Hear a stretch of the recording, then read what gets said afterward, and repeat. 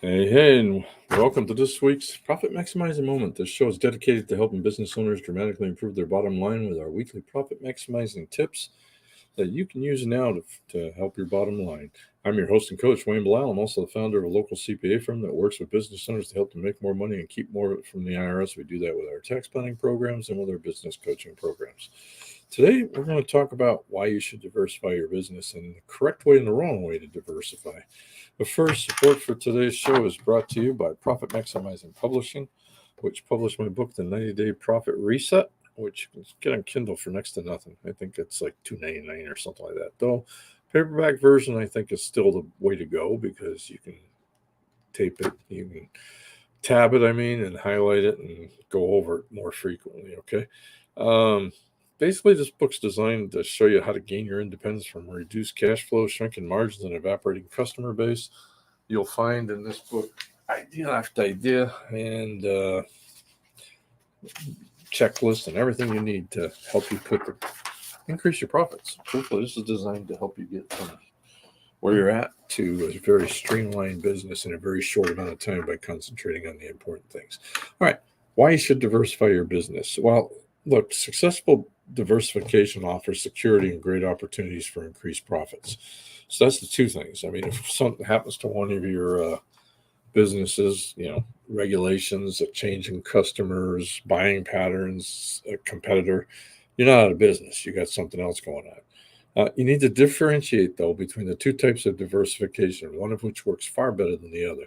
The best kind of diversification moves the company into an associated business. The most dangerous type of diversification lies in the direction of a totally unrelated venture. For a business to succeed, someone must be well versed in the intricate details of its day-to-day fundamentals. This takes years to accomplish. Jumping into a business you don't have this level of understanding of is almost always a guaranteed way to waste a lot of money and time, which especially opportunity costs you could be spending on something else. Look, I've run into over the years many business owners that are very successful at one thing and decide, I'm going to open a bar and a restaurant because I always wanted one. I always tell them the same thing. Take $100,000, go to Las Vegas, put it on red. Your pain will be a lot less. If you win, well, you got 200,000. Maybe that's enough to get an education. Why? Because there's a lot more to running a successful business like that. I can think of two bars that I've had. One does all right. It's rocking along. The other started much later and is kicking butt, opened a second, and is looking like it opening a third location. Why? The person that went into the second one had 20 years experience plus good business people investing with them. Okay. Look, a good diversification should add just enough muscle to your operation that you can have a bad year in one area and not perish. That's the real purpose of diversification. Plus making more money never hurts.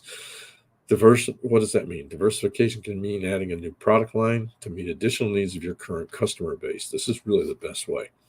And usually the safest form of diversification. The easiest sale to make is to somebody who already knows you, likes you, and trusts you. In other words, a current customer.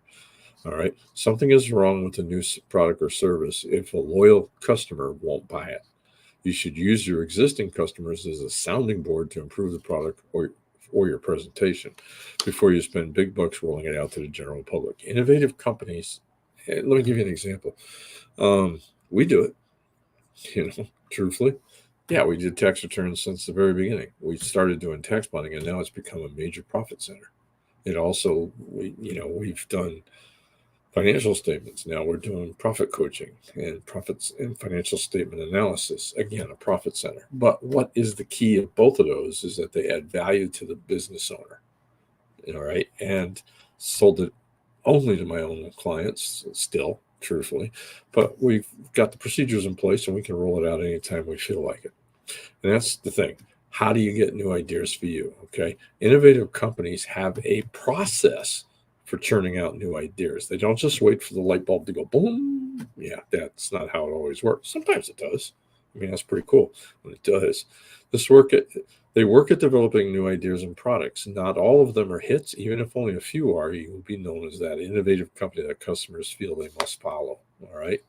The 5 phases of product development process are idea production, okay, gathering and or generating ideas for new products or services. Look at other industries and see what they're doing and see if there's a way to adopt. Stay current in what's happening in your industry. Maybe somebody's doing something new, but nobody else in your area is doing it. Take a look at it. Don't be afraid to pick up the phone and call them. Most people will talk to you.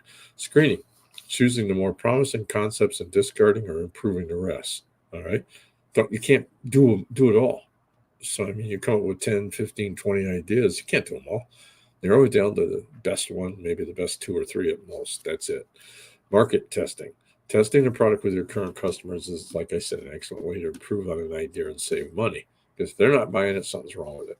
And then finally, the product rollout. Every step should be planned out in advance to ensure that each one works. Make sure all your employees know about the product. They will be the ones making the main contact with the customers. You only get one chance to make a good impression. I'm going to give you some action points on this. First, rewatch this video. Go to the blog, search for diversification. I'm pretty sure I wrote an article on it at some point. Second step, list all the possible new product lines you could offer to your current customers that solves one of their problems, okay? List all the possible new markets for your current products. Maybe that's another way to look. Maybe you have something, but you're not selling it to a market that you didn't think about. Who knows? Could be anything, all right? I had one person that was doing something, a tax preparer who specializes in doctors is one way. Another one who specializes in truckers. There's so many different ways to see where you're at. Determine which one best fits with your strategy and marketing message. It has to tie into that or else it doesn't do.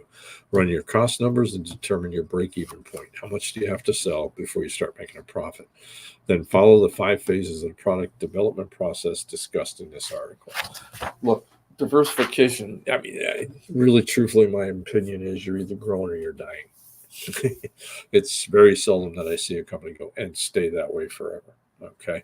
They do this, they go up, and then they either go up or they start going down. Attrition. It's that simple.